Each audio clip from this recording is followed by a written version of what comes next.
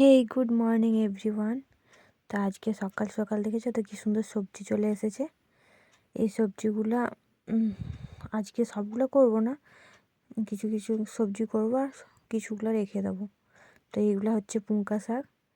এই পুঙ্কা শাকগুলো দিয়ে বেগুন দিয়ে আমি একটা মজার রেসিপি আজকে বানাবো। সবজিগুলো আমার কাটা হয়ে গেছে, শাকটাও কেটে পরিষ্কার করে নিয়েছে। তার আগে চলো মাছটা ভেজে নিই। এই যে মাছ ভাজা আমার প্রায় কমপ্লিট হয়ে গেছে। এরপর আমি সবজিটার রেসিপিটা করব। প্রথমে বড়িগুলো ভেজে নিলাম।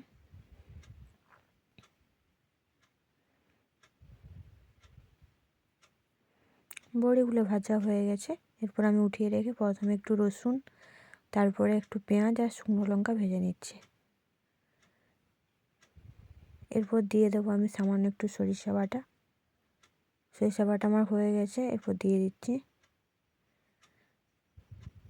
একটু হলুদ দিলাম, সামান্য একটু জল দিয়ে মশলাটা আমি কষিয়ে নেব।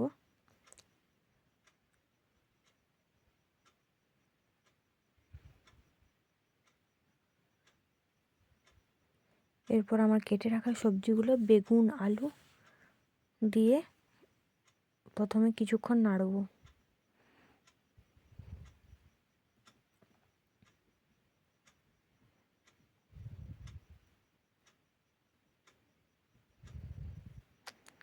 এরপর আমি কিছুক্ষণের জন্য ঢাকা দিয়ে দেবো, তাহলে একটু সিদ্ধ হয়ে যাবে। হ্যাঁ, আমি কিন্তু এখানে সিমও মিশিয়েছি।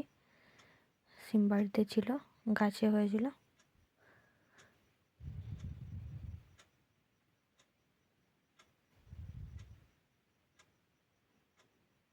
এটা কিছুটা সিদ্ধ হয়ে গেছে। এরপর আমি শাক দিয়ে দেবো।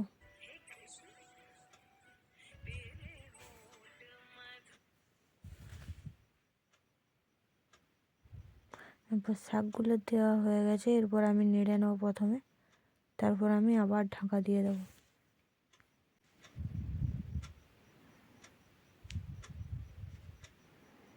আমার শাকগুলো ঠিক মতো নাড়া হয়ে গেছে। এবার আমি ঢাকাটা আবার দিয়ে দিচ্ছি, তাহলে সেদ্ধ হবে।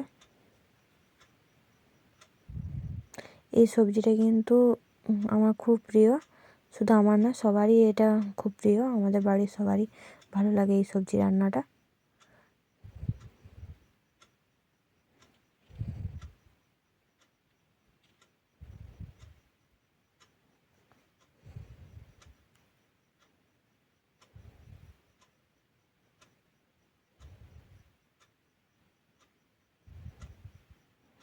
এরপর আমার ভেজে রাখা বড়িগুলো দিয়ে দিচ্ছি।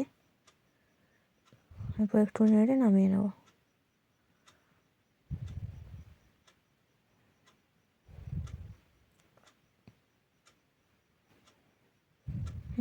সবজি রান্না আমার কমপ্লিট।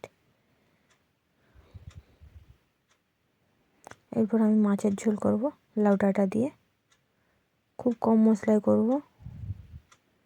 এই পেঁয়াজ একটু দিয়েছি, দুটো কাঁচা লঙ্কা দিয়েছি, একটু আদা রসুন বাটা দিয়েছি, আর একটু গোটা জিরা দিয়ে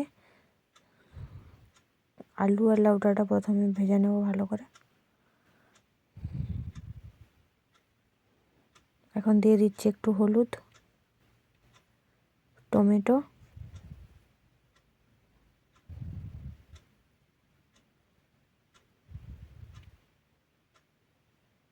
এরপর একটু জল ঢেলে দিয়ে এরপর সবজিটা সেদ্ধ হয়ে যাবে।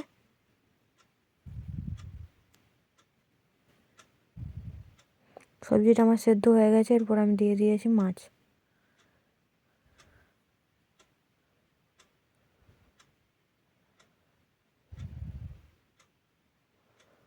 এরপর একটু ফুটিয়ে আমি নামিয়ে নেব।